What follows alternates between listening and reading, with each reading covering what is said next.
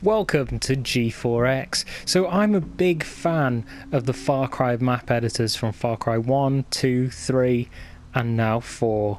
So I didn't even realise, I just don't know why, I noticed all the options on the left hand side of the menu here, but not on the right hand side where it says Chronicles.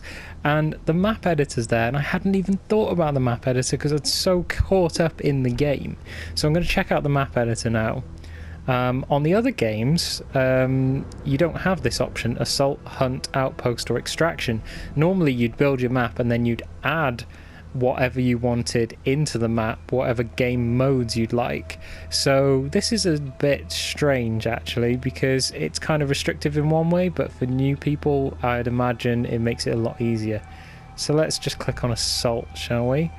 So we can have an empty map, mountains, Shangri-La Mountains or island. Normally I go for empty map and start from scratch, so let's just check it out and see what it's like. Okay, I forgot to press the button. I think this is going to be exactly like number 2 and number 3's map editor, which were brilliant. Oh, it looks really familiar. It looks just the same basically. So toolbox, yeah. So you've got your AI that you can add, so you can tell your animals or people what to do, where to go, and add them in. You can add objects, which includes buildings and all sorts of things like trees. And you can add gameplay objects, which are interactive objects. And then you've got your terrain, which is what you start off with.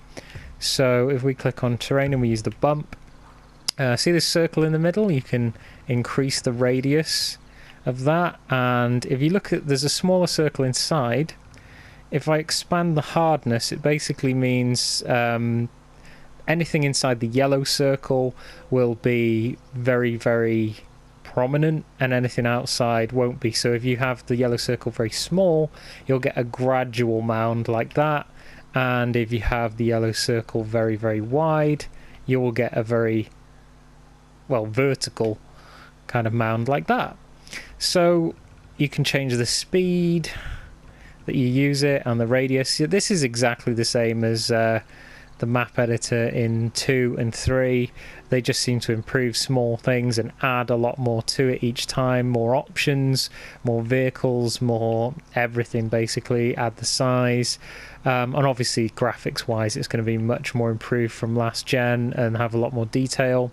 So then obviously if you want to add, say, change the weather, you can change the hour of the day to make it midday. You can change the water level, so we could rise it up and make a little island here instead of just having a mountain. There you go. So we've added the water level higher. Let's build something in here, and we can always lower the water level as well. If you wanted to, you could use this and just, let's make it smaller. You could just cut down to the water level and create a lake or a river. And let's go back a bit. Let's add some objects. So these are gameplay objects. Let's add some basic objects. Let's add some structures. So bridges. Let's just add a bridge. Little tiny bridge there sticking out.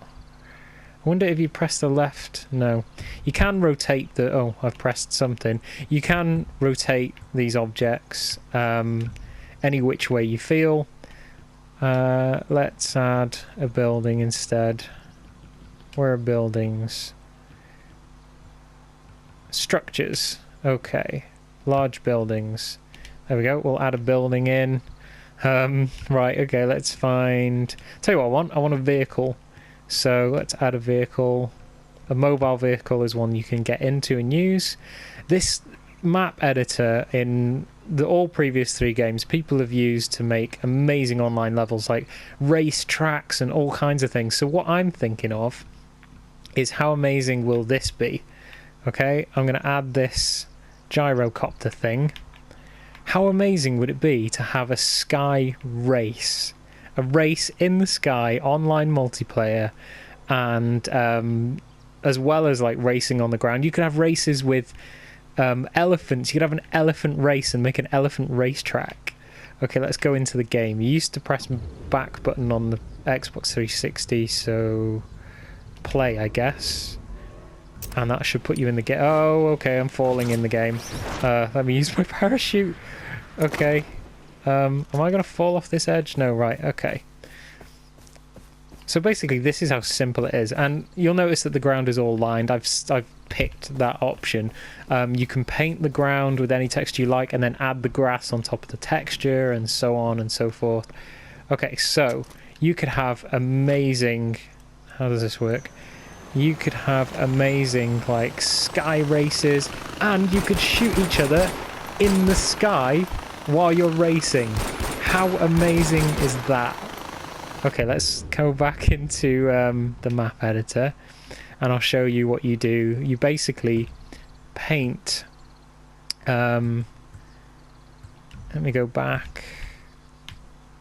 Terrain, paint. There you go. So you basically paint what you want. Let's pick a texture. Okay, let's say we want a sand. There you go. You can paint the whole thing, or you can pick a texture like that and paint it on. Just using the trigger. And then you can, if I go up, you can make the radius bigger, so you can paint a bigger section like that. And then you can add grass or whatever into it. So what have we got here? Environment settings. We can change the weather. We can enable snow. Oh, that's amazing. Enable vista. What does that do? Give you a big distant background. Oh, that's awesome. The fact that you've enabled snow has just made me over the moon. You could never do that in the other games. This is just epic. If you think about the possibilities of what you can do, imagine everything you do on Minecraft, only you can build a level 10 million times faster and just play in it and enjoy it. Okay, so what was I going to do? Oh yeah, I was going to add some grass and stuff like that. So we need to add objects, nature, plants, trees, rocks, caves, water and ice. Oh, that's amazing. I've got to try this out because you never used to be able to add water in. You just had to raise the water level or lower. Okay, so there's ice. I can't really sort of see pools of water, but you can add a block of ice there. I don't know how that... Oh, there you go. That's how it works. So let's go back to nature and add some trees in. There you go. Add a tree. You can add grass in and stuff. I can't remember how you did it in the other games. Plants. So you can just add your random plants in there. And basically fill your whole world up with all these elements, and you can build your own world, and it's that simple. It's amazing. What's great is the snow. I just want to see if it snows now when I go into the game. Maybe I've got to have ice everywhere and things. I have no idea. But I am very intrigued to see if it snows. Oh, that's the vista. The vista option is basically to have that in the distance. Oh, it's snowing. It's snowing. Oh, man. This map editor is going to be amazing. I'm going to create some maps and have a play around on them and stuff. Maybe do a multiplayer race in the sky with the gyrocopters where you shoot each other, and I'll get Mike on the game with me and we'll have a great time, and I'll video it for you guys so that I can put it up. So there you go. That's the map editor, a quick look and my kind of opinion on it. First impressions, really. And there you go. It's awesome. You guys have got to try this out. Thank you very much for watching, guys. I'm Sarge, and this is G4X. Thanks for watching.